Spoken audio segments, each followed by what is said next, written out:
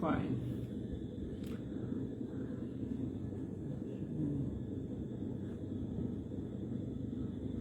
Class শুরু করি। Class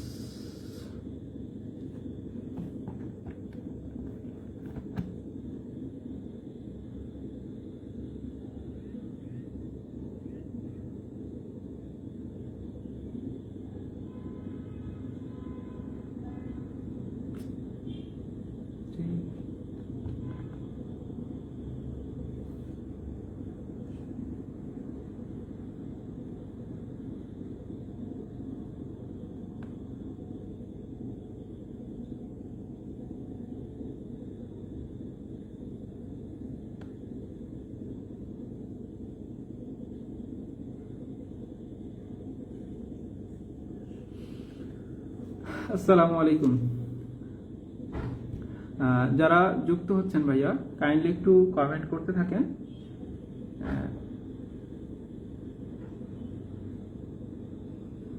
যারা যুক্ত হচ্ছেন কাইন্ডলি একটু কমেন্ট করতে থাকেন। হ্যাঁ, আমাকে দেখতে পাচ্ছেন কিনা বা আমার কথা স্পষ্ট শুনতে পাচ্ছেন কিনা, আমাকে দেখা যাচ্ছে কিনা অথবা আমার কথা স্পষ্ট শোনা যাচ্ছে কিনা। আচ্ছা, আমি একটু আমাকে ফর্সা বানাই দিই। হ্যাঁ, একটু আলোটা বাড়িয়ে ফর্সা বানাই দিই। আচ্ছা, আমি মনে হয় আগের থেকে একটু ফর্সা বেশি হইলাম।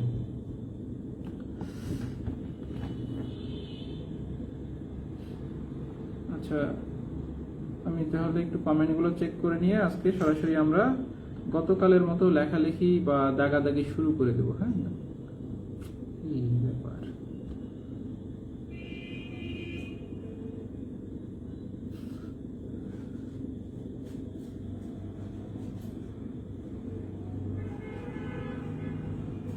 দেখেন কেমনটা লাগে।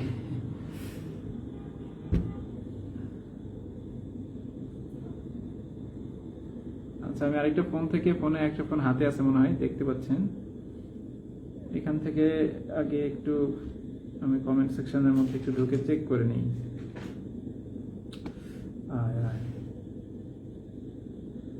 ফোন খুবই স্লো কাজ করতেছে। আচ্ছা, এটা দেখি।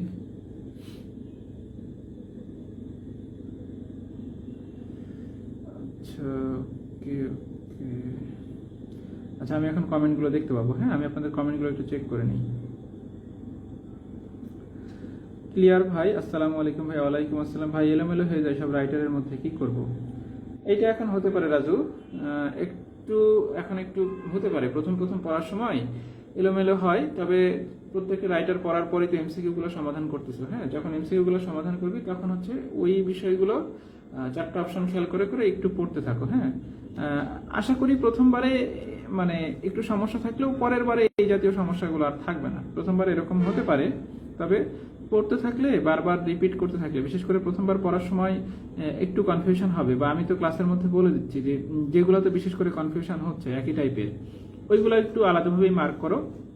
সবগুলো যদি মনে নাও থাকে, এক একটা রাইটার পড়ার শেষে এমসিকিউ যেগুলো আছে ওই এমসিকিউ গুলো পড়ার সময় এমসিকিউ গুলোর সাথে মিল করে ভিতরের তথ্যগুলো আরেকবার একটু দেখো। চারটা অপশন যখন দেখতেছো ওইখানে ভিতরের তথ্যগুলো আরেকবার একটু দেখো। এভাবে যখন দেখতে থাকবা দেখবা যে ওইটা ক্লিয়ার হয়ে গেছে। হ্যাঁ, ওইটা নিয়ে আর কোনো সমস্যা থাকবে না। আসসালামু আলাইকুম। ওয়ালাইকুম আসসালাম ভাইয়া। আসসালামু আলাইকুম ভাইয়া। ওয়ালাইকুম আসসালাম। আচ্ছা, তাহলে আমার মনে হয় এখন আমি আলোচনায় যেতে পারি। সবাই একটু খাতা কলম সাথে নিয়ে বসেন। খাতা কলমটা সবাই সাথে নিয়ে বসে যান, আমরা আলোচনা শুরু করে দিই। মানিক বন্দ্যোপাধ্যায়, প্রথমে রয়েছেন মানিক বন্দ্যোপাধ্যায়। মানিক বন্দ্যোপাধ্যায়ের প্রকৃত নাম হচ্ছে প্রবোধ কুমার বন্দ্যোপাধ্যায়। এটা আমরা প্রকৃত নামে পড়েছিলাম। বাংলা সাহিত্যের মার্ক্সবাদী ঔপন্যাসিক হচ্ছেন তিনি। মার্ক্সবাদী ঔপন্যাসিক মানিক বন্দ্যোপাধ্যায়, আর মার্ক্সবাদী কবি হচ্ছেন বিষ্ণু দে। ওনার লেখা প্রথম যে উপন্যাস, সাহিত্যকর্মে চলে আসলাম। প্রথমে আমরা জানবো ওনার লেখা উপন্যাসগুলো। ওনার লেখা উপন্যাসগুলো পরীক্ষার জন্য গুরুত্বপূর্ণ এবং তিনি হচ্ছেন ওই 25 জনের মধ্যে একজন। ওনার প্রথম উপন্যাসের নাম হচ্ছে জননী। এখানে মনে রাখতে হবে শওকত ওসমান, লেখক যে আছেন শওকত ওসমান, ওনার লেখা প্রথম উপন্যাসের নামও কিন্তু জননী। দুজনেরই প্রথম প্রকাশিত উপন্যাসের নাম হচ্ছে জননী। মানিক বন্দ্যোপাধ্যায় 1935 সালে লিখেছিলেন, শওকত ওসমান অনেক পরে 1961 সালে লিখেছিলেন। সাল যদিও এতটা গুরুত্বপূর্ণ না, তবে ওনাদের দুজনেরই লেখা প্রথম উপন্যাসের নাম হচ্ছে জননী, এটা মনে রাখবেন। মানিক বন্দ্যোপাধ্যায়ের খুবই বিখ্যাত একটা উপন্যাসের নাম হচ্ছে পদ্মা নদীর মাঝি। আমাদের সময় আমরা পড়ে এসেছিলাম পদ্মা নদীর মাঝি, সালটাও মনে রাখতে পারেন 1936 সাল। হ্যাঁ, এটা হচ্ছে জেলে জীবনের বিচিত্র সুখ দুঃখ।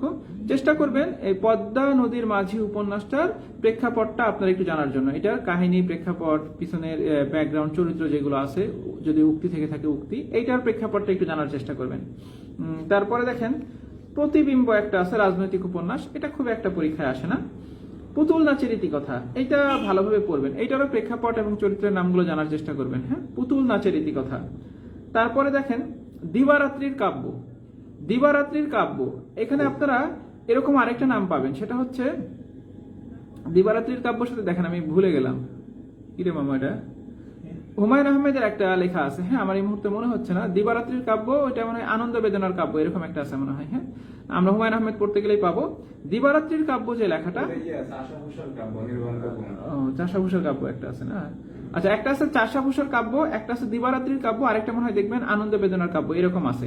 চাষাভূষার কাব্য যেটা, সেটা লিখেছেন নির্মলেন্দু গুণ। দিবারাত্রির কাব্য যেটা, এটা লিখেছেন মানিক বন্দ্যোপাধ্যায়। আর আনন্দ বেদনার কাব্য যেটা, এটা লিখেছেন হুমায়ুন আহমেদ। তারপরে হুমায়ুন আহমেদ থেকে আপনারা এটা একটু চেক করে নেবেন। হ্যাঁ, তারপরে দেখেন এই যে কয়েকটা উপন্যাসের নাম বললাম, তুলনামূলক এই উপন্যাসগুলো পরীক্ষায় সবচেয়ে বেশি আসে। জননী, পদ্মা নদীর মাঝি, পুতুল নাচের ইতিকথা, দিবারাত্রির কাব্য, এইগুলো বেশি বেশি আসে। এর বাইরেও আরো কয়েকটা আছে, এই নামগুলো একটু দেখবেন। হ্যাঁ, মানিক বন্দ্যোপাধ্যায়ের উপন্যাসের নামগুলো পরীক্ষায় আসতে পারে।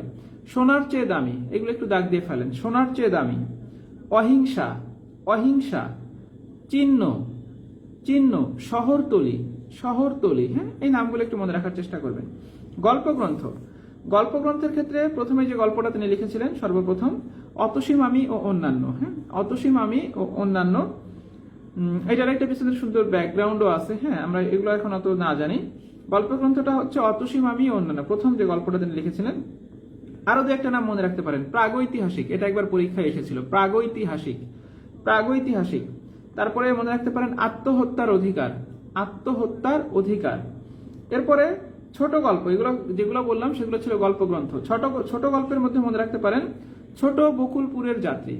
ওনার লেখা একটা বিখ্যাত ছোট গল্পের নাম হচ্ছে ছোট বকুলপুরের যাত্রী, এটাও একবার পরীক্ষায় এসেছিল। হ্যাঁ, আমরা এই তথ্যগুলো মনে রাখার চেষ্টা করব। এবার গেল মানিক বন্দ্যোপাধ্যায়। হ্যাঁ, মানিক বন্দ্যোপাধ্যায়, ওনার সবগুলো তথ্যই মূলত 25 জনের মধ্যে যেহেতু আসছেন, পড়ার চেষ্টা করবেন, এইগুলো ভালোভাবে মনে রাখবেন। সুফিয়া কামাল, ওনার জন্মস্থান হচ্ছে বরিশাল, এটা মনে রাখবেন। বাংলাদেশের প্রথম আধুনিক মহিলা কবি, আবার বলা হয়ে থাকে বাংলাদেশের শ্রেষ্ঠ মহিলা কবি। বাংলাদেশের শ্রেষ্ঠ মহিলা কবি হচ্ছেন তিনি। ওনার উপাধি হচ্ছে জননী সাহসিকা, উপাধি হচ্ছে জননী সাহসিকা। ওনার কিছু কাব্যগ্রন্থের নাম আমরা, আচ্ছা, পত্রিকার ক্ষেত্রে বেগম পত্রিকা সম্পাদনা করতেন। হ্যাঁ, পত্রিকার ক্ষেত্রে কোন পত্রিকা? বেগম পত্রিকা সম্পাদনা করতেন। কাব্যগ্রন্থ, আমরা কাব্যগ্রন্থের ক্ষেত্রে কয়েকটা কাব্যগ্রন্থের নাম একটু লিখে ফেলেন। সাঝের মায়া, সাঝের মায়া, মায়া কাজল, মায়া কাজল, উদাত্ত পৃথিবী, উদাত্ত পৃথিবী। তারপরে অভিযাত্রিক, অভিযাত্রিক। হ্যাঁ, এই নামগুলো পরীক্ষায় আসার মতন। সাঝের মায়া, মায়া কাজল, অভিযাত্রিক, এইগুলো পরীক্ষায় আসে। অভিযাত্রিক নামে আবার একটা লেখা আছে, এটা লিখেছেন কে? আমরা দেখেছিলাম বিভূতিভূষণ বন্দ্যোপাধ্যায় একটা লেখা আছে, সেটা হচ্ছে অভিযাত্রিক। হ্যাঁ, এটা হচ্ছে কাব্যগ্রন্থ, আর ওইটা ছিল উপন্যাস। ওনার একটা বিখ্যাত কবিতা আছে, আমাদের সময় আমরা পড়ে এসেছি, তাহারেই পরে মনে। হ্যাঁ, তাহারেই পরে মনে, ওনার একটা বিখ্যাত কবিতা, কবিতাটার নাম মনে রাখবেন। গল্পগ্রন্থে একটা আছে কেয়ার কাটা, এটা খুব একটা আসে না। স্মৃতিকথা, 71-এর ডায়েরি, আমরা যখন মুক্তিযুদ্ধ ভিত্তিক সাহিত্যকর্মগুলো পড়েছিলাম সেখানে এই নামটা আমরা পড়েছি। 71-এর ঢাকা, 71-এর নিশান, 71-এর বর্ণমালা, 71-এর স্মৃতিকথা, 71-এর ডায়েরি, এরকম অনেকগুলো নাম পড়েছিলেন 71-এর দিনগুলি। এর মধ্যে একটা হচ্ছে 71-এর ডায়েরি। 71-এর ডায়েরি যেটা, সেটা লিখেছেন হচ্ছে সুফিয়া কামাল। হ্যাঁ, বেগম সুফিয়া কামাল। শিশুতোষ গ্রন্থের নাম লিখতে পারেন, এগুলো পরীক্ষায় খুব বেশি একটা আসে না। 71-এর ডায়েরি, এটা পরীক্ষায় আসে। শিশুতোষ গ্রন্থ যেটা, যেগুলো ইতল বিতল, ইতল বিতল, নওল কিশোরের দরবারে, ইতল বিতল, নওল কিশোরের দরবারে, এগুলো মনে রাখতে পারেন। ভ্রমণ কাহিনী একটা আছে, সেটা হচ্ছে সোভিয়েতের দিনগুলি, সোভিয়েতের দিনগুলি। তবে বিশেষ করে ওনার জন্মস্থানটা প্রথম আধুনিক মহিলা কবি, বাংলাদেশের শ্রেষ্ঠ মহিলা কবি, উপাধি হচ্ছে জননী সাহসিকা, বেগম পত্রিকার সম্পাদনা করতেন। কাব্যগ্রন্থের মধ্যে সাঝের মায়া, মায়া কাজল, অভিযাত্রিক, বিখ্যাত কবিতা হচ্ছে তাহারেই পরে মনে, স্মৃতিকথা হচ্ছে 71-এর ডায়েরি। এই তথ্যগুলো তুলনামূলক পরীক্ষায় আসার মতন বেশি গুরুত্বপূর্ণ। এরপরে আসি হচ্ছে আবু জাফর শামসুদ্দিন।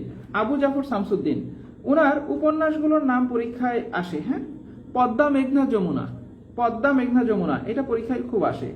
তারপরে দেখবেন আরো কিছু নাম আমরা পড়বো, ভাওয়ালগড়ের উপাখ্যান, ভাওয়ালগড়ের উপাখ্যান।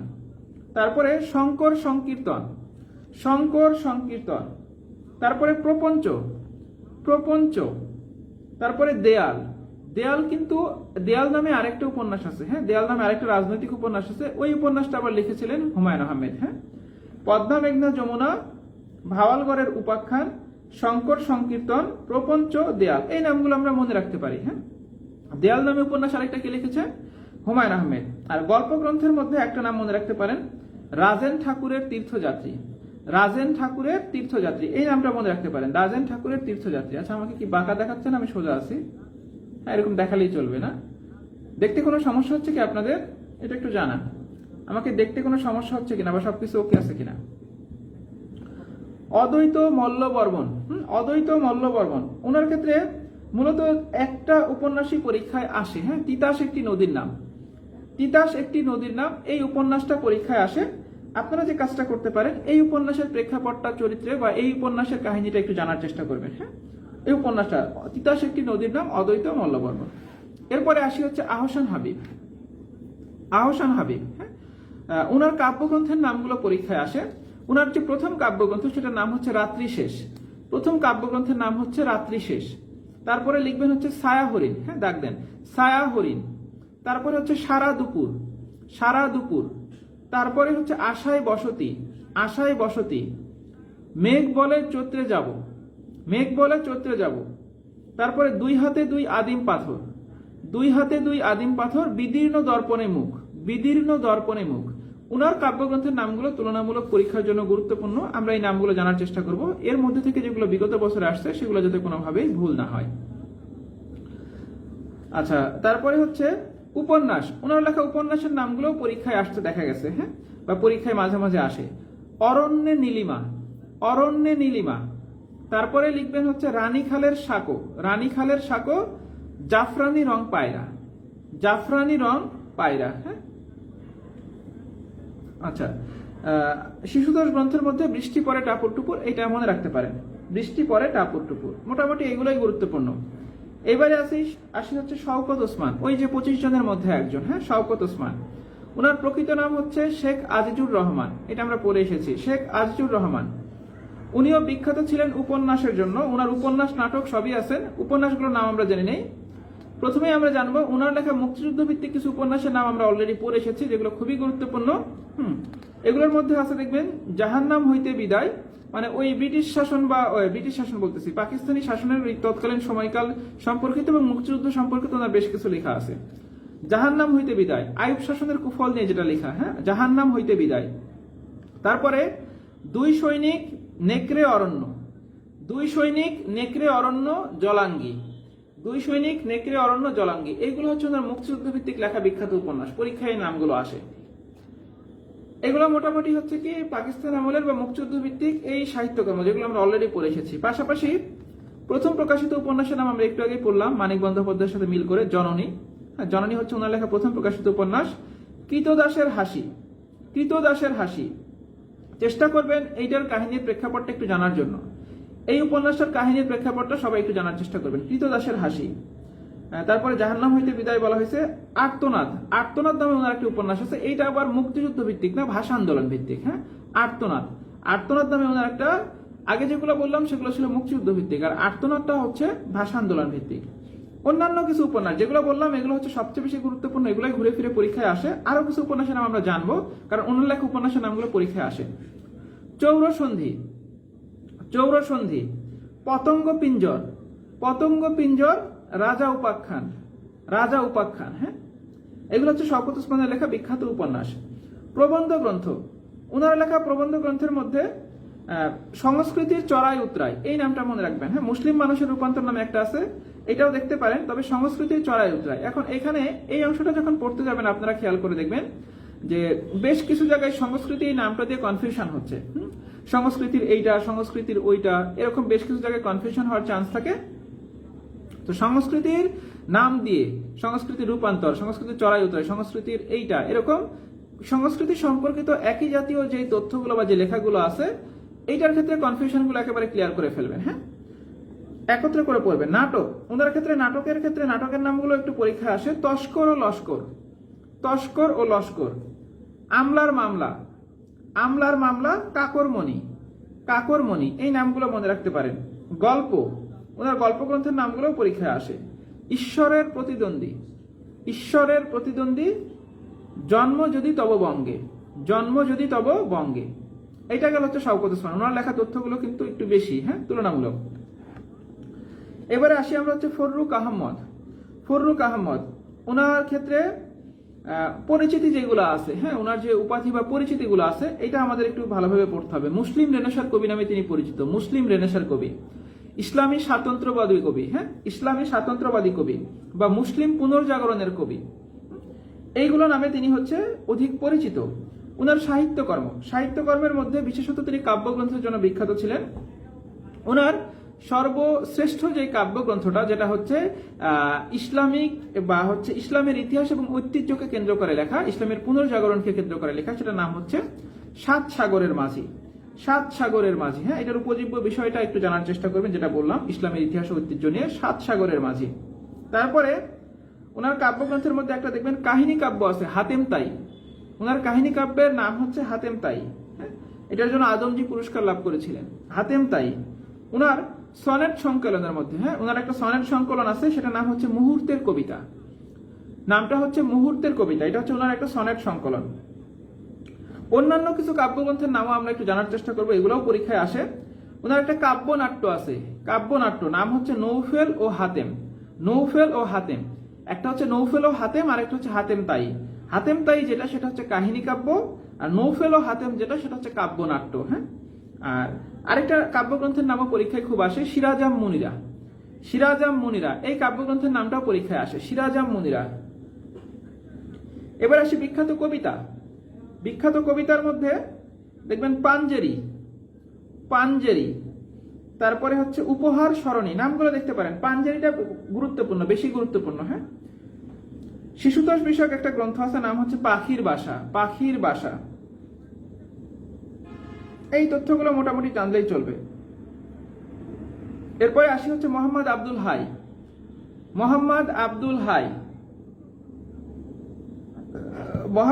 হাইয়ের ক্ষেত্রে ওনার একটা উল্লেখযোগ্য গ্রন্থ আছে ধ্বনি বিজ্ঞান বিষয়ক। গ্রন্থটার নাম হচ্ছে ধ্বনি বিজ্ঞান ও বাংলা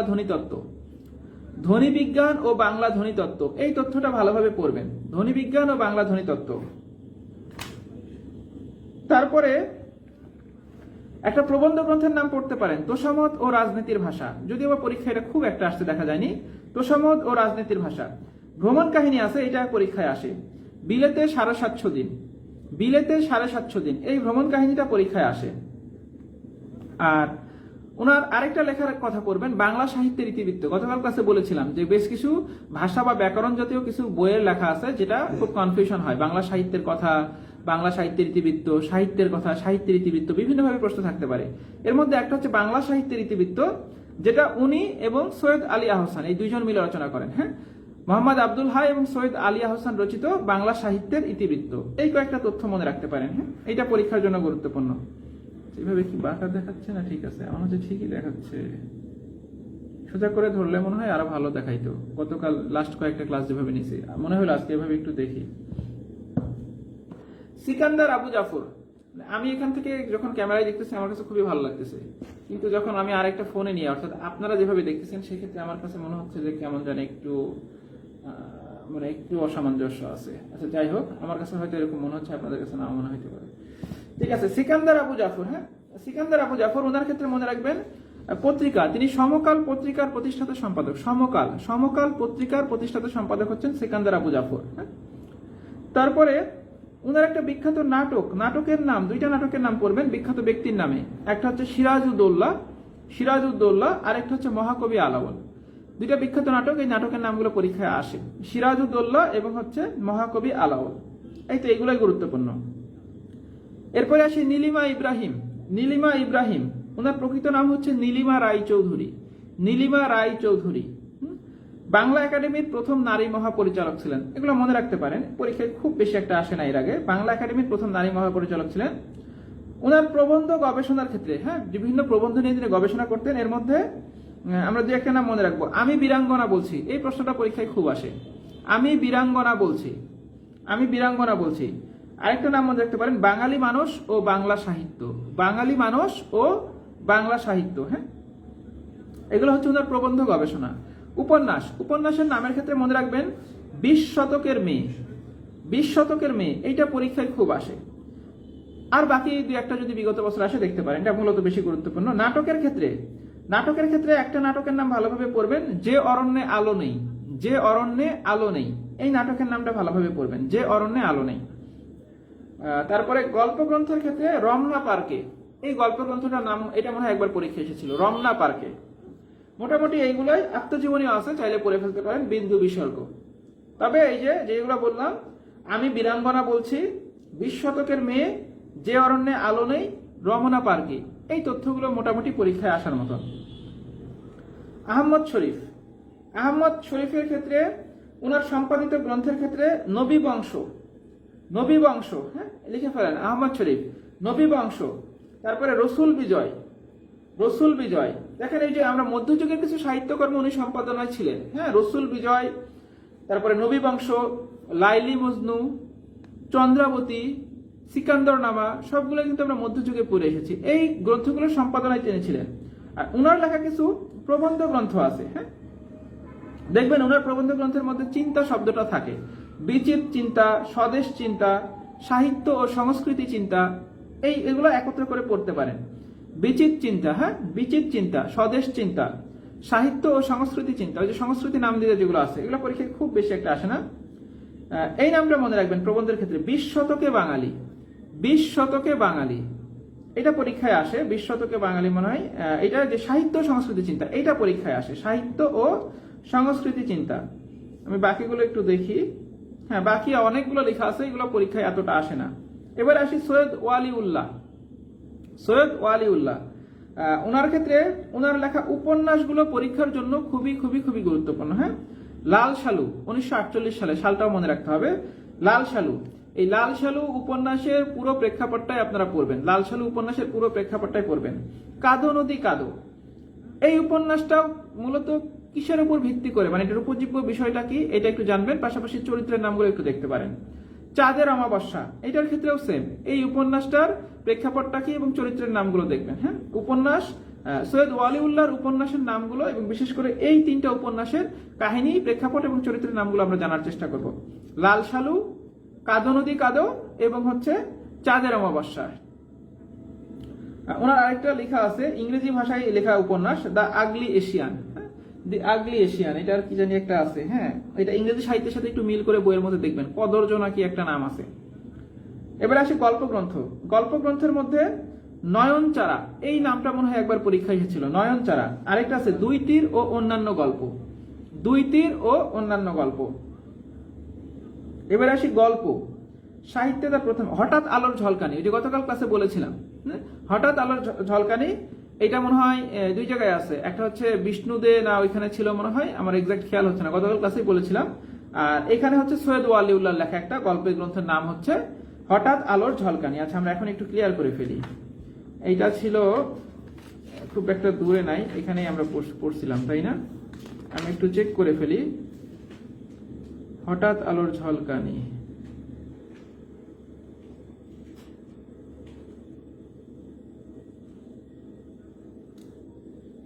এখন এরকম হয়, বুদ্ধদেব বসুর লেখা, হ্যাঁ আমি দুঃখিত, বুদ্ধদেব বসুর লেখা প্রবন্ধ গ্রন্থের নাম হচ্ছে হঠাৎ আলোর ঝলকানি, বুদ্ধদেব বসুর লেখা প্রবন্ধ গ্রন্থের নাম।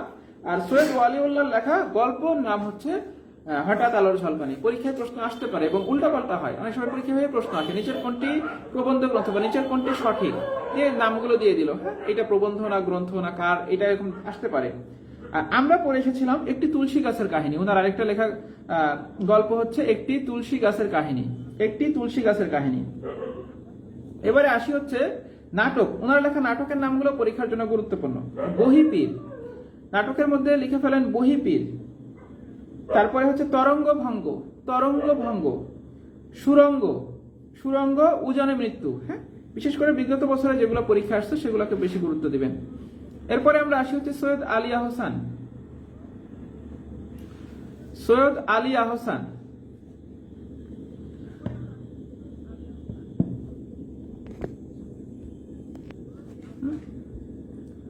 সৈয়দ আলিয়া হোসেন, হ্যাঁ, ওনার ক্ষেত্রে দেখেন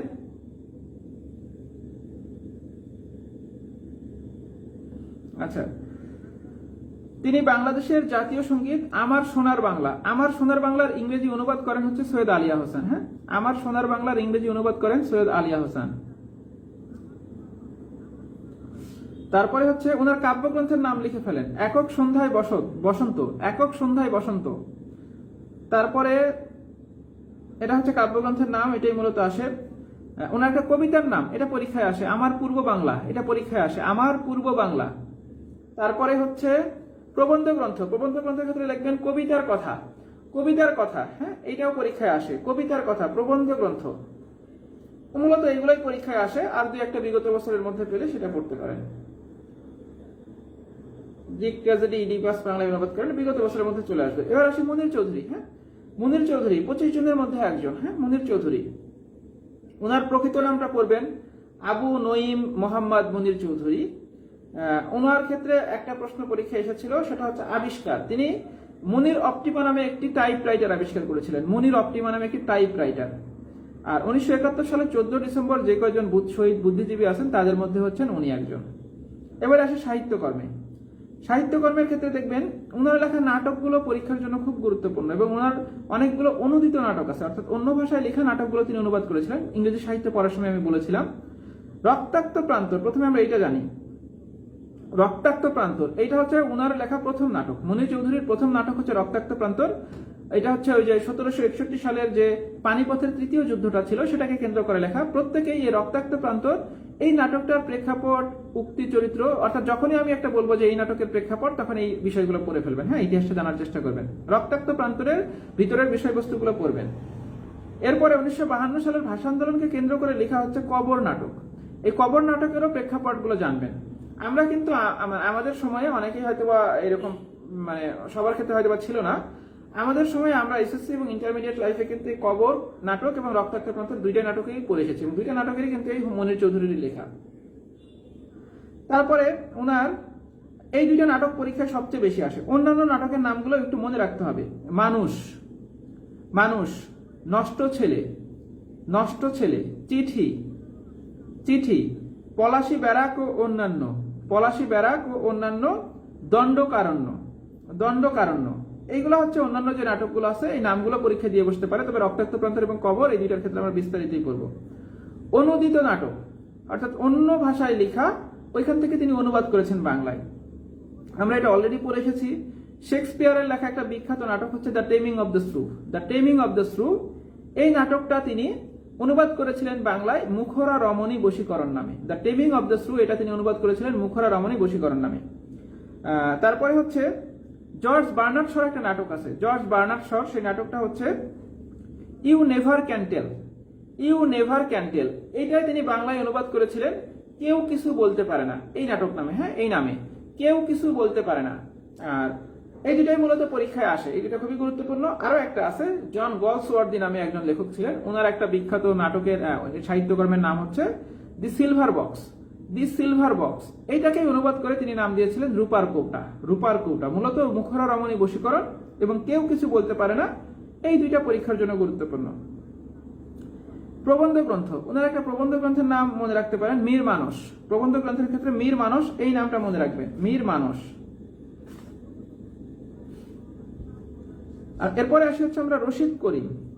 রশিদ করিম নামে একজন লেখক আছেন, ওনার পরীক্ষায় খুব বেশি একটা আসে না, উপন্যাসের নাম দুই একটা আসে। উপন্যাসের ক্ষেত্রে উত্তম পুরুষ, এই উপন্যাসের নামটা পরীক্ষায় আসতে দেখা গেছে, উত্তম পুরুষ। তারপরে মনে রাখতে পারেন পদতলে রক্ত, পদতলে রক্ত, প্রসন্ন পাষাণ, প্রসন্ন পাষাণ, আমার যত গ্লানি, আমার যত গ্লানি।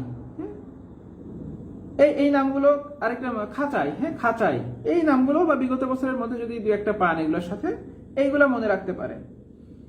উত্তম পুরুষ উপন্যাসটার কাহিনীটা বা একটু জাস্ট এটা কোন বিষয়ের উপরে কেন্দ্র করে লেখা এটা দেখতে পারেন। আচ্ছা, এটা গেল। এবার আসি আবু ইসাহাক। আবু ইসাহাক, ওনার বিখ্যাত একটা গল্প আমরা আমাদের সময় পড়ে এসেছিলাম, যোগ। আবু ইসাহাকের বিখ্যাত একটা গল্পের নাম হচ্ছে যোগ। ওনার উপন্যাসগুলোর নাম কিছু লিখে ফেলেন কয়েকটা। সূর্য দীঘল বাড়ি, এটাও কিন্তু আমাদের সময় আমরা পড়ে এসেছি। সূর্য দীঘল বাড়ি, সূর্য দীঘল বাড়ির উপন্যাসটার প্রেক্ষাপটটা একটু জানার চেষ্টা করবেন। হ্যাঁ, সূর্য দীঘল বাড়ি। তারপরে পদ্মার পলিদ্বীপ, এটা পরীক্ষায় আসে মাঝে মাঝে, পদ্মার পলিদ্বীপ। আরেকটা হচ্ছে জাল, জাল। হ্যাঁ, পদ্মার পলিদ্বীপ, সূর্য দীঘল বাড়ি, এই নামগুলো পরীক্ষায় আসে। গল্পগ্রন্থ, ওনার গল্পগ্রন্থের মধ্যে মহাপতঙ্গ, মহাপতঙ্গ এটা বেশি গুরুত্বপূর্ণ। আরেকটা নাম আছে হারেম। মহাপতঙ্গ এটা মনে রাখতে পারেন। এটা গেল হচ্ছে আবু ইসহাক। এবারে আমরা আসি হচ্ছে সুকান্ত ভট্টাচার্য। সুকান্ত ভট্টাচার্য, ওনার উপাধি হচ্ছে কিশোর কবি। সুকান্ত ভট্টাচার্যের উপাধি হচ্ছে কিশোর কবি। ওনার কাব্যগ্রন্থের নামগুলো তুলনামূলক পরীক্ষার জন্য গুরুত্বপূর্ণ। ছাড়পত্র, ছাড়পত্র, পূর্বাভাস, পূর্বাভাস, হরতাল, হরতাল। তারপরে হচ্ছে ঘুম নেই, ঘুম নেই, মিঠে করা, মিঠে করা, অভিযান, অভিযান। হ্যাঁ, এই নামগুলো মোটামুটি সবগুলোই গুরুত্বপূর্ণ। বিশেষ করে এই যে হরতাল, তারপর হচ্ছে পূর্বাভাস, ছাড়পত্র, এইগুলো পরীক্ষায় বেশি বেশি আসতে দেখা যায়। আর ওনার একটা পত্রিকা আছে। হ্যাঁ, একটা পত্রিকায় তিনি কাব্যগ্রন্থ সম্পাদনা করতেন। সেই পত্রিকার নামটা হচ্ছে আকাল, পত্রিকার নামটা হচ্ছে আকাল। আর এগুলো গেল হচ্ছে কি বললাম, কাব্যগ্রন্থের নামগুলো। ওনার এবার বিশেষ কিছু আমরা কবিতার নাম জানবো। 18 বছর বয়স, যেটা আমাদের সময় আমরা ইন্টারমিডিয়েটে পড়ে আসছি। হ্যাঁ, 18 বছর বয়স, যেটা হচ্ছে এই ছাড়পত্র যে কাব্যগ্রন্থটা, এই কাব্যগ্রন্থের অন্তর্গত একটা কবিতা হচ্ছে 18 বছর বয়স। আর পূর্বাভাস কাব্যগ্রন্থের দুইটা বিখ্যাত আবার কবিতা আছে। একটা নাম হচ্ছে রানার, একটা নাম হচ্ছে দুর্মর। রানার এবং দুর্মর এই দুইটা কবিতা কোন কাব্যগ্রন্থের অন্তর্গত? পূর্বাভাস এই কাব্যগ্রন্থের অন্তর্গত। 18 বছর বয়স, এই কবিতাটার উপজীব্য বিষয়টা কি এটা একটু দেখতে পারেন। এবং এখানে এই তথ্যটা মাঝে মাঝে আসে। তিনি 1926 সালে জন্মগ্রহণ করেন এবং 1947 সালে মারা যান। মাত্র 21 বছর বয়সে তিনি কিন্তু মৃত্যুবরণ করেন, এটা একটু দেখবেন। এবারে আমরা আসি শহীদুল্লাহ কায়সার। শহীদুল্লাহ কায়সারের ক্ষেত্রে ওনার প্রকৃত নামটা আবু নঈম মোহাম্মদ শহীদুল্লাহ। আবু নঈম মোহাম্মদ শহীদুল্লাহ প্রকৃত নাম। পেশায় তিনি ছিলেন সাংবাদিক, পেশায় ছিলেন সাংবাদিক। ভ্রমণ কাহিনীর নামটা দেখবেন পেশোয়ার থেকে তাশখন্দ, পেশোয়ার থেকে তাশখন্দ। এটা খুব বেশি একটা আসে না, একটা পরীক্ষা মানে এসেছিল। স্মৃতি কথামূলক গ্রন্থ রাজবন্দির রোজনামচা। বঙ্গবন্ধুর লেখার সাথে এটা কনফিউশন করবেন না। হ্যাঁ, রাজবন্দির রোজনামচা, আর ওখানে ছিল রাজবন্দির জবানবন্দি। ঠিক আছে। তারপরে হচ্ছে উপন্যাস। উপন্যাসের ক্ষেত্রে সারেংবউ সংসপ্তক, এই দুইটা নাম কিন্তু পরীক্ষায় বেশি গুরুত্বপূর্ণ, দুটাই পরীক্ষায় আসে। সারেংবউ আর হচ্ছে সংসপ্তক, সারেংবউ সংসপ্তক, এই দুইটা উপন্যাসের নাম পরীক্ষায় আসে। সারেংবউ উপন্যাসের এটার প্রেক্ষাপটটা একটু জানার চেষ্টা করবেন। এই দুইটারই, সারেংবউ এবং সংসপ্তক, এই দুইটার প্রেক্ষাপটটা একটু জানার চেষ্টা করবেন। আশরাফ সিদ্দিকী, আশরাফ সিদ্দিকী, আশরাফ সিদ্দিকীর ক্ষেত্রে পরীক্ষায় খুব বেশি একটা প্রশ্ন আসে না। বিগত বছরে যদি কোনোটা ইচ্ছে থাকে সেইটা দেখতে পারেন। তালেব মাস্টার অন্যান্য কবিতা এটা দেখলাম। 7 ভাই চম্পা, এটা ওই একটা লেখার সাথে মিলে যায়। 20 কন্যা, এইগুলো দেখতে পারেন। এগুলো বিগত বছরে আসাগুলো পড়ে দেখলেই চলবে। আনোয়ার পাশা ঢাকা বিশ্ববিদ্যালয়ের বাংলা বিভাগের শিক্ষক ছিলেন এবং ওনার বিশেষ পরিচিতিটা হচ্ছে যে মুক্তিযুদ্ধ ভিত্তিক প্রথম যে উপন্যাসটা বাংলা সাহিত্যে রাইফেল রুটি আওরাত, এইটা মূলত লিখেছেন তিনি। হ্যাঁ, এইটা পরীক্ষায় বেশি বেশি আসে। রাইফেল রুটি আওরাত, আনোয়ার পাশা, মুক্তিযুদ্ধের পটভূমিতে লেখা প্রথম উপন্যাস এবং এইটার কাহিনীটা আপনারা প্রেক্ষাপটটা জানার চেষ্টা করবেন, এটা জানবেন। আরেকটি উপন্যাসের নাম পড়তে পারেন নীর সন্ধানী, নীর সন্ধানী। তিনিও হচ্ছে বুদ্ধিজীবীদের মধ্যে একজন। হ্যাঁ, শহীদ বুদ্ধিজীবী 14 ডিসেম্বর যাদেরকে বদ্ধভূমিতে হত্যা করা হয় তাদের মধ্যে একজন হচ্ছেন আনোয়ার পাশা। জাহানারা ইমাম, এরপর লেখেন জাহানারা ইমাম। তিনি হচ্ছে শহীদ জননী নামে পরিচিত ছিলেন। শহীদ জননী, শহীদ জননী।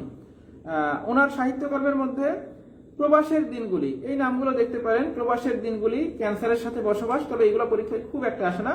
পরীক্ষায় মূলত একটা নাম খুব আসে, সেটা হচ্ছে মুক্তিযুদ্ধ ভিত্তিক ওনার একটা সাহিত্যকর্ম আছে, স্মৃতিচারণমূলক গ্রন্থ 71 দিনগুলি। হ্যাঁ, এটা পরীক্ষায় খুবই আসে। 71 দিনগুলি লিখেছেন কে? জাহানারা ইমাম। এরপরে আসে শামসুর রাহমান, রহমান কিন্তু নয়, রাহমান, শামসুর রাহমান। শামসুর রহমানের তথ্যগুলো আবার পরীক্ষায় আসে। হ্যাঁ, শামসুর রহমানের লেখাগুলো পরীক্ষায় আবার আসে।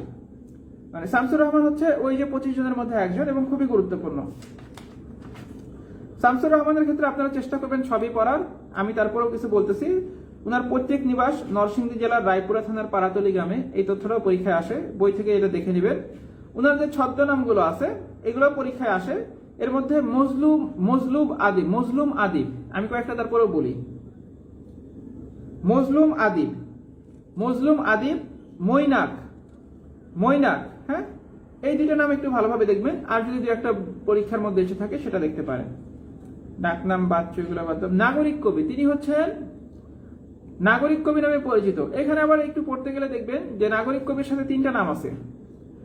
প্রথম যে নাগরিক কবি সেটা হচ্ছে ভারতচন্দ্র রায়গুণাকর, হ্যাঁ, তারপরে আরো দুইটা নাম আসবে, একটা হচ্ছে শামসুর রহমান আর একটা হচ্ছে সমর সেন। হ্যাঁ, এইটা একটু ক্লিয়ার করে ফেলবেন। আধুনিক যুগের নাগরিক কবি, শুধু মানে নাগরিক কবি, প্রথম নাগরিক কবি, এই অংশটা একটু ক্লিয়ার করবেন।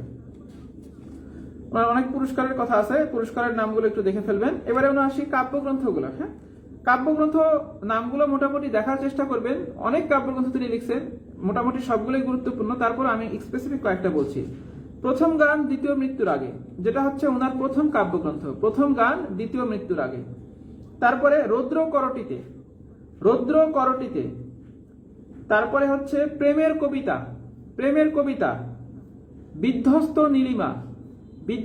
নীলিমা, নিরালোকে দিব্যরথ,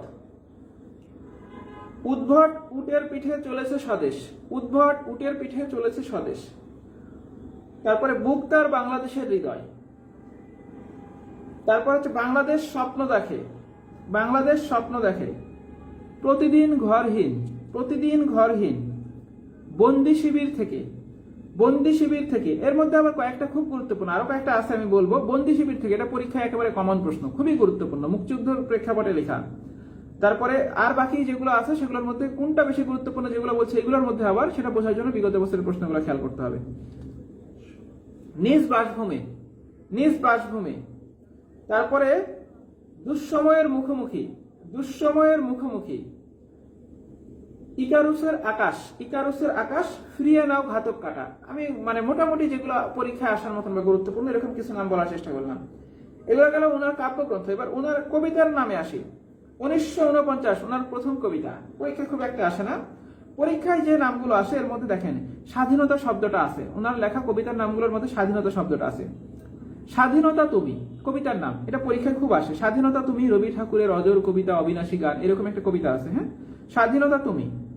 তারপরে হচ্ছে তুমি আসবে বলে হে স্বাধীনতা, আরেকটা আছে তোমাকে পাওয়ার জন্য হে স্বাধীনতা।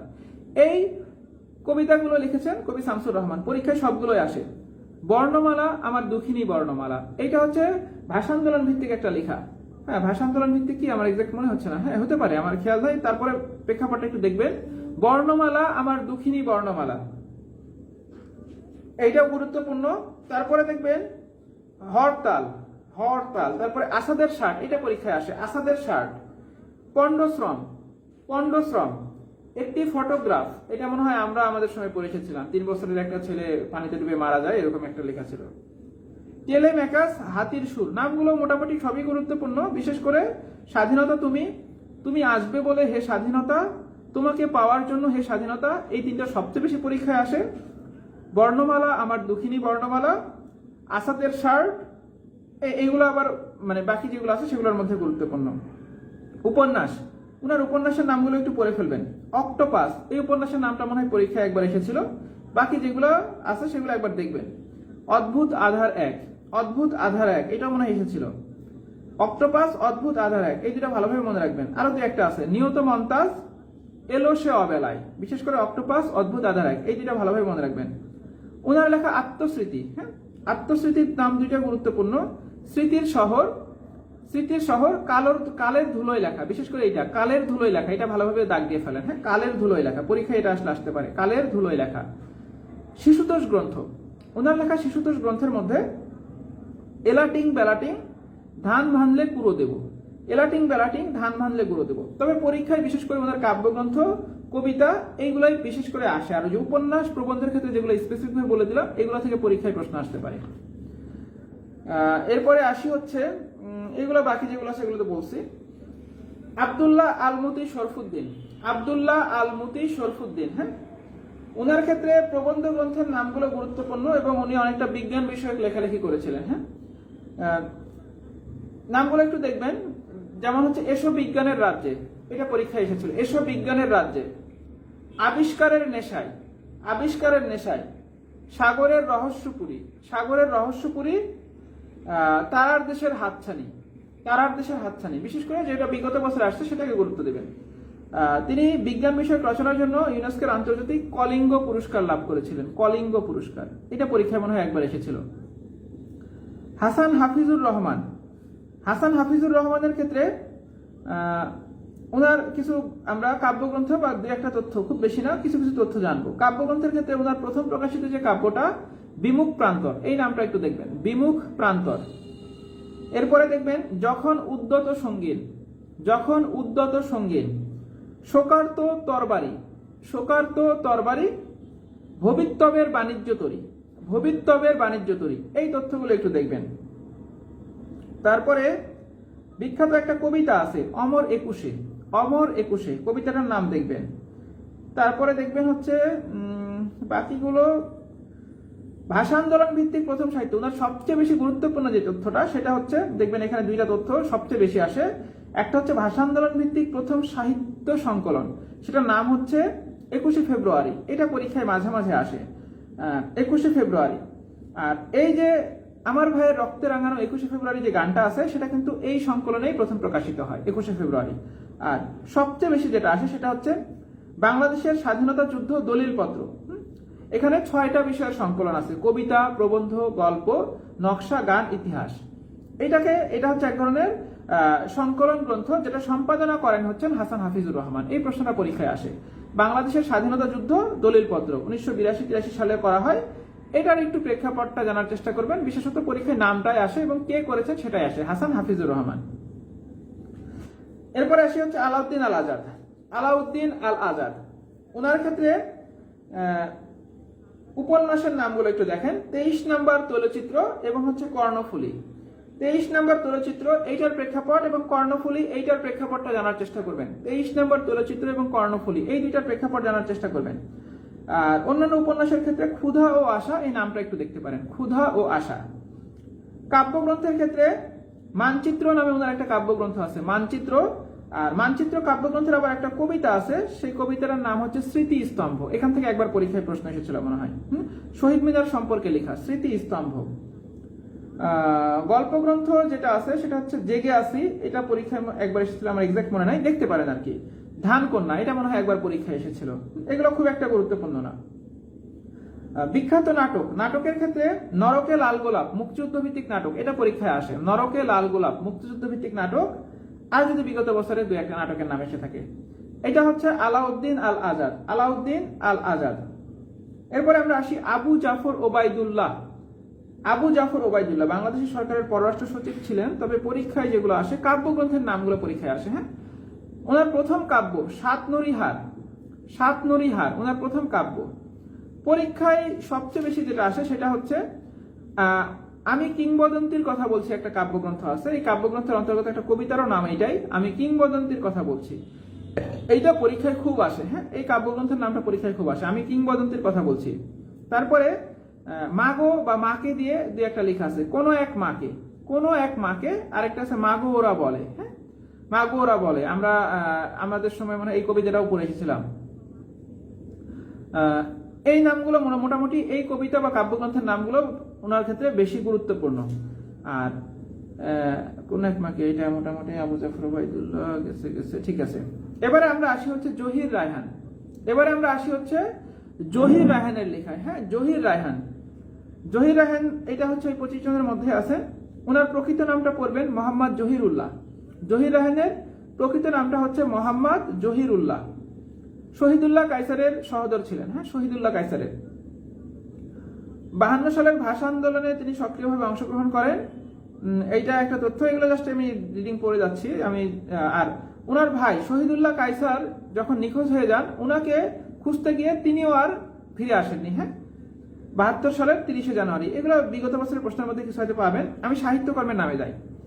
ওনার সাহিত্যের প্রকৃতি এবং যেই সাহিত্যকর্মগুলো নিয়ে পরবর্তীতে ছবি পরিচালিত হয়, হ্যাঁ, পরিচালিত যে ছবিগুলো, সেই ছবির নামগুলো একটু দেখবেন। ওনার তথ্যগুলো মোটামুটি সবগুলো একটু দেখার চেষ্টা করবেন। যেমন কিছু গুরুত্বপূর্ণ তথ্য আছে, পরীক্ষায় আসতে পারে। ওনার পরিচালিত প্রথম চলচ্চিত্রের নাম হচ্ছে কখনো আসেনি, কখনো আসেনি। এটা হচ্ছে ওনার পরিচালিত প্রথম চলচ্চিত্র। তারপরে বাংলাদেশের প্রথম রঙিন চলচ্চিত্র যেটার নাম হচ্ছে সঙ্গম, প্রথম রঙিন চলচ্চিত্র, এটাও কিন্তু পরিচালিত করেন হচ্ছে তিনি, হ্যাঁ পরিচালনা করেন তিনি, ওনার পরিচালিত ছবি আর কি। তারপরে হচ্ছে জীবন থেকে নেয়া, ভাষান্দোলন ভিত্তিক ছবি। এবং আমাদের যে জাতীয় সঙ্গীত আছে আমার সোনার বাংলা, প্রথম এই চলচ্চিত্রটাই বাজানো হয়, এই চলচ্চিত্রে প্রথম আমাদের জাতীয় সঙ্গীত বাজানো হয়, জীবন থেকে নেয়া। এই তথ্যটা গুরুত্বপূর্ণ। স্টপ জেনোসাইড, হ্যাঁ পাকিস্তানি হানাদার বাহিনীর গণহত্যার একটা প্রামাণ্য চিত্র, এটা পরীক্ষার জন্য খুবই কমন একটা প্রশ্ন। স্টপ জেনোসাইড, স্টপ জেনোসাইড, জীবন থেকে নেয়া, এই দুইটা তথ্য তুলনামূলক বেশি গুরুত্বপূর্ণ, পরীক্ষায় খুব আসতে দেখা যায়। অন্যান্য যেগুলো আছে, অন্যান্য যে ছবিগুলো আছে সেই ছবিগুলো সবগুলোর নামই একটু দেখার চেষ্টা করবেন, বিশেষ করে লেট দেয়ার বি লাইট, হ্যাঁ stop genocide, let there be light, এই তথ্যগুলো পরীক্ষায় খুব আসে। তারপরে আনোয়ারা, আরো কয়েকটা নাম আছে, ওগুলো বিগত বছরের প্রশ্নের মধ্যে পড়তে গেলে যেগুলো পাবেন সেগুলো ভালোভাবে মনে রাখবেন। এবার আসি উপন্যাস, ওনার লেখা উপন্যাসের নামগুলো পরীক্ষার জন্য খুব গুরুত্বপূর্ণ। 1000 বছর ধরে আমি যেগুলো পড়ে আসছি সেগুলো কিন্তু বারবার বলতেছি, কারণ এটাও মনে হতে পারে, আপনারা হয়তো মনে হয়ে যেতে পারে যে আমিও পড়ছিলাম এটা। 1000 বছর ধরে এটা কিন্তু আমাদের এসএসসি লাইফে আমরা এই উপন্যাসের নাম পড়ে এসেছি। জহির রায়হানের লেখা, সালটাও একটু মনে রাখতে পারেন 1964 সাল। এইটার প্রেক্ষাপটটা একটু জানার চেষ্টা করবেন। আরেক ফাল্গুন, ভাষান্দোলন ভিত্তিক প্রথম উপন্যাস, এটা বিশেষত্ব। ভাষান্দোলন ভিত্তিক প্রথম উপন্যাসের নাম হচ্ছে আরেক ফাল্গুন, এটা লিখেছেন জহির রায়হান। এই দুইটা ভালোভাবে নাম মনে রাখবেন, পরীক্ষায় খুব আসে দুইটা নামে। পাশাপাশি ওনার লেখা অন্যান্য যে উপন্যাসগুলো আছে এই নামগুলো কিন্তু পরীক্ষায় দিয়ে দেয়। শেষ বিকেলের মেয়ে, শেষ বিকেলের মেয়ে, বরফ গলা নদী, বরফ গলা নদী।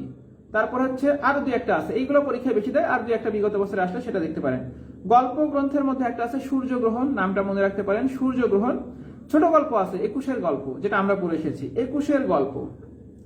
এটা ছিল জহির রায়হান থেকে আসা যে পরীক্ষায় যে তথ্যগুলো পরীক্ষার জন্য গুরুত্বপূর্ণ সেইটা। এরপরে আমরা আসি হচ্ছে রাবিয়া খাতুন, রাবিয়া খাতুন। ওনার ক্ষেত্রে উপন্যাসের ক্ষেত্রে কয়েকটা নাম মনে রাখতে পারেন। 52 গলির এক গলি, 52 গলির এক গলি। খুব একটা প্রশ্ন পরীক্ষায় ওনার থেকে আসে না, দুই একটা প্রশ্ন মানে 2-3টা প্রশ্ন বিগত বছরগুলোতে আসছে, এর মধ্যে কয়েকটা বলি। 52 গলির এক গলি। মুক্তিযুদ্ধ ভিত্তিক একটা লেখা আছে, সেটা নাম হচ্ছে মেঘের পরে মেঘ, মেঘের পরে মেঘ, এই নামটা মনে রাখবেন। তারপরে স্বাধীনতার পটভূমিতে একটা লেখা আছে ফেরারি সূর্য, ফেরারি সূর্য, মেঘের পরে মেঘ, 52 গলির এক গলি। এই নামগুলো তুলনামূলক বেশি গুরুত্বপূর্ণ, আর যদি একটা থেকে থাকে বিগত বছরে তাহলে পড়তে পারেন। মমতাজ উদ্দিন আহমদ, হ্যাঁ বাংলাদেশের প্রেক্ষাপটে বিখ্যাত একজন নাট্যকার মমতাজ উদ্দিন আহমদ। তো উনার ভাষা আন্দোলন ভিত্তিক বা মুক্তিযুদ্ধ ভিত্তিক বেশ কিছু নাটক আছে যেই নামগুলো পরীক্ষার জন্য খুবই গুরুত্বপূর্ণ। নাটকের নামগুলো আমি বলছি। উনার ভাষা আন্দোলন ভিত্তিক একটা নাটকের নাম হচ্ছে বিবাহ, ভাষা আন্দোলন ভিত্তিক একটা নাটকের নাম হচ্ছে বিবাহ, হ্যাঁ। তারপরে মুক্তিযুদ্ধ ভিত্তিক যে নাটকগুলো এগুলো পরীক্ষার জন্য গুরুত্বপূর্ণ। বকুলপুরের স্বাধীনতা, বকুলপুরের স্বাধীনতা, কি চাহ শঙ্খচিল, কি চাহ শঙ্খচিল। স্বাধীনতা আমি আরেকটা আছে, স্বাধীনতা আমার স্বাধীনতা, বকুলপুরের স্বাধীনতা, কি চাহ শঙ্খচিল। এই নামগুলো তুলনামূলক বেশি গুরুত্বপূর্ণ। আরো দু একটা আছে মনে হয়, বর্ণচোরা, বর্ণচোরা, সাত ঘাটের কানাকড়ি, এই নামগুলো দেখতে পারেন। বিশেষ করে বকুলপুরের স্বাধীনতা, স্বাধীনতা আমার স্বাধীনতা, কি চাহ শঙ্খচিল, বর্ণচোরা, এইগুলো পরীক্ষার জন্য তুলনামূলক বেশি গুরুত্বপূর্ণ। আচ্ছা, এরপরে আসি হচ্ছে সৈয়দ শামসুল হক, সৈয়দ শামসুল হক। উনি সব্যসাচী লেখক নামে পরিচিত ছিলেন, সব্যসাচী লেখক নামে পরিচিত ছিলেন, মানে সাহিত্যের প্রত্যেকটা অঙ্গনে ওনার প্রায় সমান প্রতিভা ছিল, হ্যাঁ। যদিও এটা নিয়ে আরেকটা মতবাদও আছে, আপনার বই পড়তে গেলে হয়তো বা পাবেন, এটা আর কি প্রচলিত। ওনার উপন্যাসের ক্ষেত্রে দুইটা উপন্যাস খুব মানে দুইটা যেটা মুক্তিযুদ্ধ ভিত্তিক দুইটা উপন্যাস আছে, দুইটা না এরকম 3টা উপন্যাস আছে মনে হয় মুক্তিযুদ্ধ ভিত্তিক। উপন্যাসের নামগুলো পরীক্ষায় খুব আসে, বিশেষ করে দুইটা আসে, নিষিদ্ধ লোবান, নিষিদ্ধ লোবান এবং নীল দংশন, নিষিদ্ধ লোবান এবং নীল দংশন। এই দুইটা হচ্ছে ওনার বিখ্যাত মানে খুবই বিখ্যাত মুক্তিযুদ্ধ ভিত্তিক উপন্যাস, পরীক্ষার জন্য খুবই গুরুত্বপূর্ণ। নিষিদ্ধ লোবানের কাহিনীটা একটু জানার চেষ্টা করবেন। বিশেষ করে কিছু কিছু আমরা যখন মুক্তিযুদ্ধ ভিত্তিক লেখা পড়েছিলাম সেখানে আমরা পড়েছিলাম যে কিছু কিছু উপন্যাস আছে যে উপন্যাসকে কেন্দ্র করে পরবর্তীতে মুভি নির্মিত হয়, হ্যাঁ, ছবি নির্মাণ করা হয়। তো নিষিদ্ধ লোবান এই উপন্যাসকে কেন্দ্র করে পরবর্তীতে কিন্তু নাসির উদ্দিন ইউসুফ তিনি একটা ছবি পরিচালনা করেন, সেটার নাম দেওয়া হয় কি গেরিলা, হ্যাঁ, আপনারা অনেকে দেখে থাকতে পারেন, গেরিলা নামে একটা ছবি আছে। তাহলে নিষিদ্ধ লোবান, নীল দংশন, আরেকটা নাম আছে ত্রাহি, ত্রাহি, হ্যাঁ। এই তিনটা হচ্ছে মুক্তিযুদ্ধ ভিত্তিক লেখা। এই নামগুলো পড়বেন। পাশাপাশি ওনারা লেখা অন্যান্য উপন্যাসের নামগুলো গুরুত্বপূর্ণ। আনন্দের মৃত্যু, আনন্দের মৃত্যু, সীমানা ছাড়িয়ে, সীমানা ছাড়িয়ে এক মহিলার ছবি, সীমানা ছাড়িয়ে এক মহিলার ছবি, এরকম ভাবে আমি পড়ছিলাম আর কি, দুইটা আলাদা নাম। সীমানা ছাড়িয়ে এক মহিলার ছবি, খেলারাম খেলে যা, খেলারাম খেলে যা, এই নামগুলো তুলনামূলক ওনার সাহিত্যকর্মের ক্ষেত্রে উপন্যাসের মধ্যে গুরুত্বপূর্ণ। নাটক, নাটকের মধ্যে সবচেয়ে বেশি গুরুত্বপূর্ণ যেটা সেটা হচ্ছে পায়ের আওয়াজ পাওয়া যায়। এই নাটকটার নাম ঘুরে ফিরে পরীক্ষায় যে কোনো প্রতিযোগিতামূলক চাকরির পরীক্ষায় আসে, পায়ের আওয়াজ পাওয়া যায়। মুক্তিযুদ্ধ ভিত্তিক একটা লেখা, মুক্তিযুদ্ধের শেষের দিকের কাহিনীকে কেন্দ্র করে কাব্যনাট্য, এইটার প্রেক্ষাপটটা সবাই একটু পড়ার চেষ্টা করবেন। হ্যাঁ, পায়ের আওয়াজ পাওয়া যায়। নুরুল দিনের সারা জীবন নামে একটা নাটক আছে ওনার, নুরুল দিনের সারা জীবন। ওই যে রংপুরের ভাষায় খুব সম্ভবত এরকম বলে, জাগো বাহে কুণ্ঠে সবাই, হ্যাঁ এরকম একটা ইয়ে আছে মনে হয়। এই কাব্যনাট্যটা করেছিলেন ওই নাটকে কদম আলী। এইরকম হচ্ছে নুরুল দিনের সারা জীবন, এইটা একটু, এই নামটা একটু দেখবেন। অন্যান্য যে নাটকগুলো আছে সেই নাটকের নামগুলো একটু দেখবেন, বিশেষ করে বিগত বছরে যেগুলো আসছে সেগুলোকে গুরুত্ব দিবেন। কাব্যগ্রন্থ, ওনার লেখা কাব্যগ্রন্থের কিছু নামও আমরা পড়ার চেষ্টা করব, কয়েকটা একটু দাগ দিতে পারেন। পরাণের গহীন ভিতর, এটা বেশি গুরুত্বপূর্ণ। পরাণের গহীন ভিতর, এটা মনে হয় একবার পরীক্ষা এসেছিল। আর বাকি আরো দুই একটা নাম দেখতে পারেন। হ্যাঁ, একদা এক রাজ্যে আমি জন্মগ্রহণ করিনি, দুইটা নাম কিন্তু। হ্যাঁ, একদা এক রাজ্যে আমি জন্মগ্রহণ করিনি, কাননে কাননে তোমারই সন্ধানে, এভাবে মনে রেখেছিলাম আমি। এই দুইটাও আলাদা আলাদা নাম, কাননে কাননে তোমারই সন্ধানে। যাই হোক, এগুলো বিগত বছরের গুলোই বেশি গুরুত্ব দিতে পারেন। গল্পের ক্ষেত্রে গল্পের নামগুলো একটু পড়তে হবে। জলেশ্বরীর গল্পগুলো, জলেশ্বরীর গল্পগুলো, প্রাচীন বংশের নিঃস্ব সন্তান, তাস, এগুলো খুব একটা আসছে এরকম না, যেহেতু উনি গুরুত্বপূর্ণ একটা লেখক, ওনার ক্ষেত্রে আমরা এই তথ্যগুলো মনে রাখতে পারি। জলেশ্বরীর গল্পগুলো, প্রাচীন বংশের নিঃস্ব সন্তান, তাস। আল মাহমুদ, আমরা আজকে আর মনে হয় খুব বেশি একটা না আগাই। 1 2 3 4 5 6 7 8 9 10 11 12 13 14 15 16 17 18 19, আমরা দু একজন রাইটার পড়ি। হ্যাঁ, আল মাহমুদ, আল মাহমুদ, ওনার প্রকৃত নামটা পড়বেন মীর আব্দুস শুকুর আল মাহমুদ, মীর আব্দুস শুকুর আল মাহমুদ। হ্যাঁ, তারপরে দৈনিক গণকণ্ঠ পত্রিকার সম্পাদনা করতেন। দৈনিক গণকণ্ঠ, জনকণ্ঠ এখন আছে, আগে ছিল দৈনিক গণকণ্ঠ। আচ্ছা, কাব্যগ্রন্থের ক্ষেত্রে ওনার লেখা কাব্যগ্রন্থের নামগুলো পরীক্ষায় আসে। লোক লোকান্তর, যেটা হচ্ছে ওনার লেখা প্রথম কাব্যগ্রন্থ, লোক লোকান্তর, এই নামটা পরীক্ষায় আসে। আরো কিছু নাম আছে যেগুলো পরীক্ষায় আসে। সোনালী কাবিন, সোনালী কাবিন, কালের কলস, কালের কলস, বক্তিয়ারের ঘোড়া, বক্তিয়ারের ঘোড়া, মায়াবী পর্দা দুলে ওঠো, মায়াবী পর্দা দুলে ওঠো, পাখির কাছে ফুলের কাছে। হ্যাঁ, বিশেষ করে লোক লোকান্তর, সোনালী কাবিন, এইগুলো পরীক্ষায় বেশি বেশি আসে।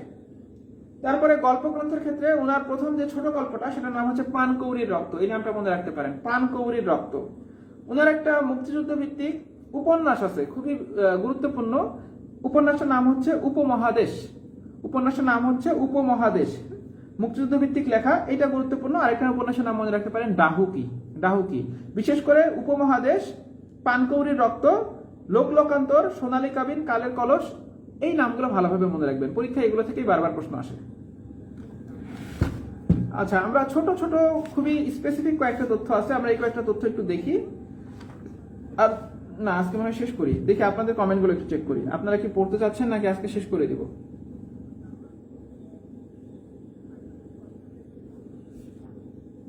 এক 2 3 4 5 6 7 8 9 10 11 12 13 14 15 16 17 18 19, আমার এখানে দেখাচ্ছে 19, আসলে খুব বেশি একটা নাই। 1 2 3 4 5, আচ্ছা আমরা মনে হয় কালকে করতে পারি, আজকে আমরা শেষ করে দিই। যারা যুক্ত আছেন ভাই, কাইন্ডলি আমাকে একটু কমেন্টের মাধ্যমে জানান যে আজকের মতো তাহলে আমরা শেষ করতে পারি কিনা, এবং আজকে আমরা মোটামুটি শুরু থেকে এখনো পর্যন্ত যা যা পড়লাম আপনারা সবকিছু ক্লিয়ারলি বুঝতে পেরেছেন কিনা। আচ্ছা, আমি এটা একটু আগে পিছিয়ে করে আজকে একটু চেক করি, আজকে আবার অনেক কিছু পড়ছি। হ্যাঁ, আগে পিছিয়ে করে একটু চেক করি আসলে দেখতে কেমন দেখাচ্ছে, এরকম ভালো নাকি এইরকম যেরকম ছিলাম সেরকমই ভালো দেখাচ্ছে।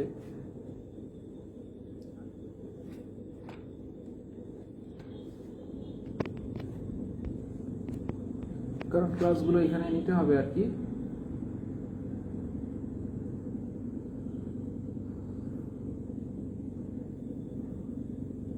যারা যুক্ত আছেন ভাই, হ্যাঁ কাইন্ডলি একটু জানান আমাকে। স্যার পড়তে চাই। আচ্ছা, আজকে আর মনে হয় না পড়ি ভাই, পড়তে চাইলেও আজকে আর মানে অনেকই পড়া হয়ে গেছে, একবারে কম হয় নাই পড়া। তারপরেও আপনাদের কমেন্টগুলো আমি একটু চেক করি। আমার মনে হচ্ছে উপস্থিতি খুবই কম, মাত্র 6 জনকে দেখতে পাচ্ছি। তো আজকে আর না পড়ি ভাই, হ্যাঁ আজকে আমরা শেষ করে দেই। যে কয়েকজন আছেন আমরা আগামীকাল পড়তে পারবো, এবং এর পাশাপাশি আগামীকাল আমরা তো ওভারঅল বাংলা সাহিত্যের সবই পড়লাম। এরপরে গিয়েও আপনারা আলাদাভাবে কিছু ছক বা তালিকার মতন করে বিষয়গুলোকে রিভিশন করতে এভাবে পড়তে পারেন, এরকম কিছু অংশ নিয়ে আলোচনা করব। তো আজকের ক্লাসে কারো কোনো প্রশ্ন আছে কিনা, কারো কোনো জিজ্ঞাসা আছে কিনা এটা একটু জানান। আজকের ক্লাস নিয়ে কারো স্পেসিফিক ভাবে কোনো প্রশ্ন জিজ্ঞাসা আছে কিনা থাকলে একটু বলেন। যে কারো যে কোনো বিষয়ক, বিসিএস সংক্রান্ত, বাংলা সাহিত্য সংক্রান্ত বা আমাদের কোর্সে যেগুলো ক্লাস হয়ে গেছে, যে কোনো প্রশ্ন থাকলে প্রশ্ন করতে পারেন। আর যদি প্রশ্ন না থাকে তাহলে আজকের মতো আমরা শেষ করব।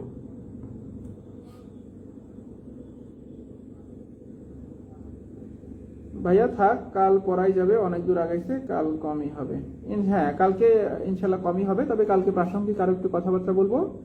এই জন্য এই লেখকগুলো আমরা শেষ করে নিয়ে বাকি রাইটারগুলোর ক্ষেত্রে বা বাকি ছক বা তালিকার ক্ষেত্রে বা পুরো বাংলা সাহিত্যে আমরা শুরু থেকে কি কি পড়ে আসলাম, কতটুকু পড়লাম, কি কি হয়েছে, হ্যাঁ এইগুলো আমরা কালকে আরেকবার একটা রিভিশন মানে শেষ করে ওভারঅল একটা সামারাইজ বা রিভিশন ক্লাসের মতন আলোচনা করার চেষ্টা করব।